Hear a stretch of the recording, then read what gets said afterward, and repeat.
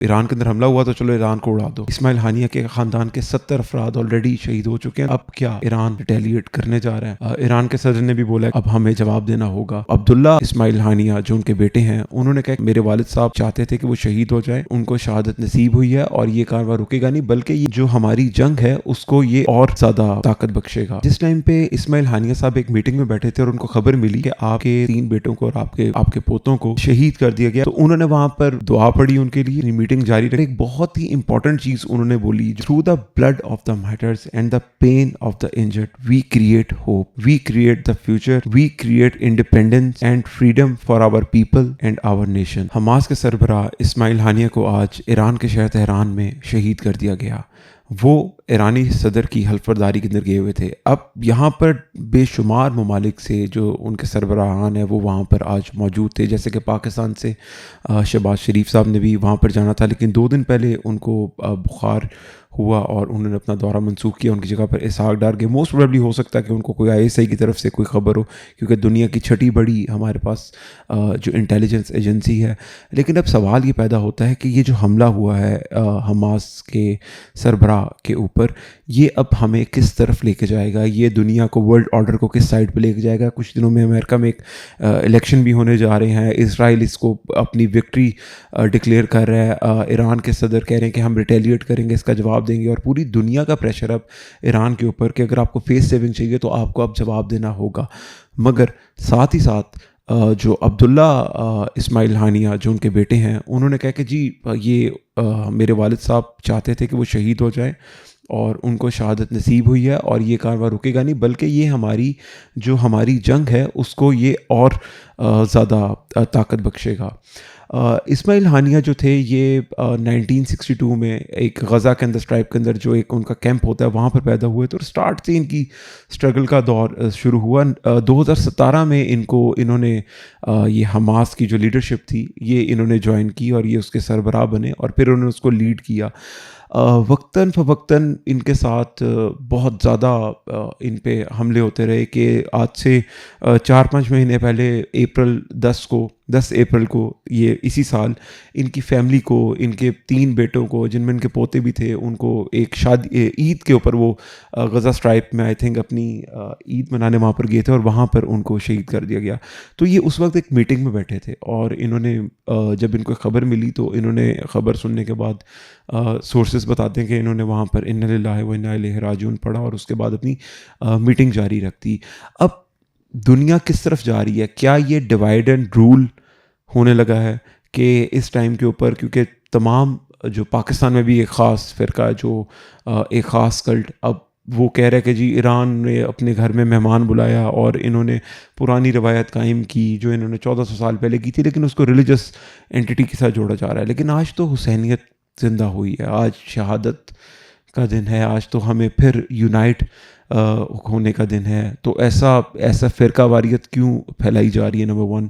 اس کے ساتھ ساتھ کیا یہ پلانٹیڈ تھا کہ ایران کے اندر ہی ان کے ساتھ ایسی چیز کرنا, کیونکہ ایران آلریڈی سینکشنڈ ہے. ایران تو ویسے اپنی زندگی جس طریقے سے گزار ہے پوری دنیا جانتی ہے, ان کے اوپر سینکشنز لگی ہوئی ہیں.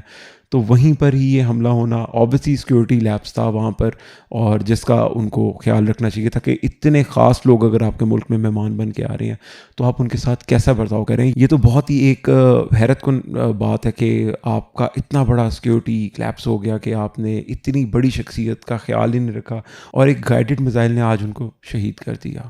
اس واقعے میں پاسداران انقلاب کے انتظامات کا بہت ہی اہم رول تھا اور ان کا ایک بہت بڑا لیپس ہے کہ انہوں نے اتنی اہم شخصیت کے لیے کس قسم کی سیکیورٹی رکھی.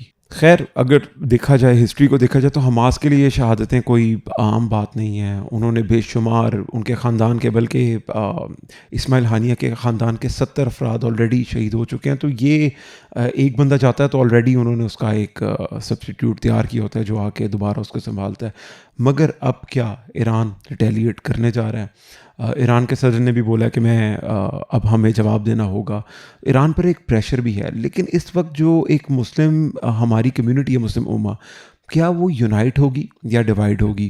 کیونکہ ابھی تو ہم ان کے ایجنڈے پہ چل رہے ہیں. میں دیکھ رہا ہوں کہ ہر طرف لوگ فورس کر رہے ہیں ایران کو کہ بھائی حملہ کرو، تم نے سیکیورٹی لیپس دیا. مین وائل ایران میں سے بھی کچھ فورسز ہیں جو یہاں پر بلوچستان کے اندر انٹروین کر رہی ہیں پاکستان میں، اور وہاں پر ایک نیگیٹو چیزیں پیدا ہو رہی ہیں. لیکن ہمیں یہ سوچنا چاہیے کہ وہاں پر بھی اگر کچھ ایسی طاقتیں ہیں جو آپ ہمیں لڑانے کی کوشش کر رہی ہیں، تو یہاں پر بھی ایسے نیریٹو پیدا کیے جا رہے ہیں جو ہمیں آپس میں ڈیوائڈ کرنے کی کوشش کر رہے ہیں. تو اب سوال صرف یہی پیدا ہوگا کہ اب کیا ہم امن کی طرف جائیں گے؟ ویسے تو ابھی جنگ بندی کے اوپر بات ہو رہی تھی، لیکن ابھی جو حالات پیدا ہو گئے ہیں تو اب بہت مشکل لگ رہا ہے کہ اس کے اوپر خاموشی ہو جائے. ایک بہت امپورٹنٹ بات کہ جس ٹائم پہ اسماعیل ہانیہ صاحب ایک میٹنگ میں بیٹھے تھے اور ان کو خبر ملی عید کے دنوں میں کہ آپ کے 3 بیٹوں کو اور آپ کے پوتوں کو شہید کر دیا گیا. وہ غزہ اسٹرائکس میں اپنے گھر والوں کے ساتھ عید منانے گئے تھے، تو وہاں پر ان کو شہید کر دیا گیا. تو انہوں نے وہاں پر دعا پڑھی ان کے لیے اور اپنی میٹنگ جاری رکھی، اور ایک بہت ہی امپورٹنٹ چیز انہوں نے بولی جو کہ لوگوں کو یونائٹ کر گئی وہاں پر، جو کہ آج ان کے بیٹے عبداللہ اسماعیل ہانیہ نے بولی.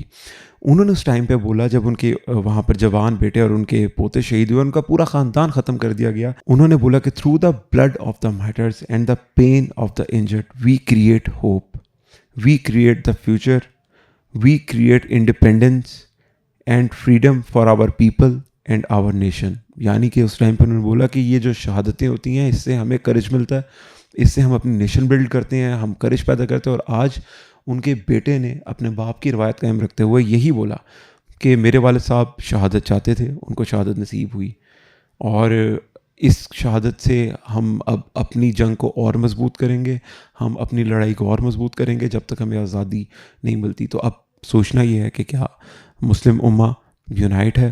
کیونکہ 1400 سال پہلے جب حضرت امام حسین کی شہادت ہوئی تو اس کو کہا جاتا ہے کہ وہ بیسکلی اسلام کا دوبارہ زندہ ہونا ہے.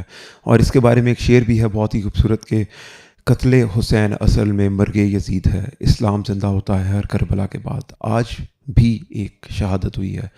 شہادت ان لوگوں کے لیے ہوئی ہے جنہوں نے اپنی زندگیاں سیکریفائز کر دیں، جن کے بچے بڑے نہیں ہو پا رہے، جن کو جینوسائیڈ کیا جا رہا ہے پورے طور کے اوپر.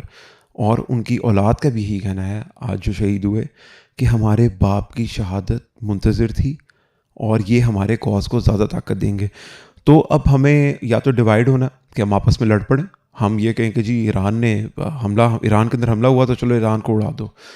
تو ہمیں دونوں طرف سے دیکھنا ہوگا، پوری دنیا کو دیکھنا ہوگا کہ ہمیں آپس میں کیسے تعلقات رکھنے ہیں، ہمیں مل جل کے رہنا ہے یا ہمیں بکھر کے رہنا ہے. بہت شکریہ.